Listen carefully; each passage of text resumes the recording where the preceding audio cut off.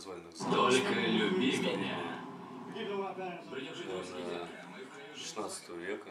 Там от этого замка осталась только смотровая площадка, вымощенная брусчаткой. Так вот вышло. И мы даже на нее забрались.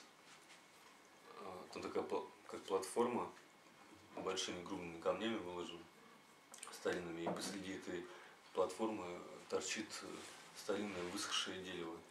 Все перекрученное от ветра, потому что там очень сильный ветер. Старое сухое такое вот дерево.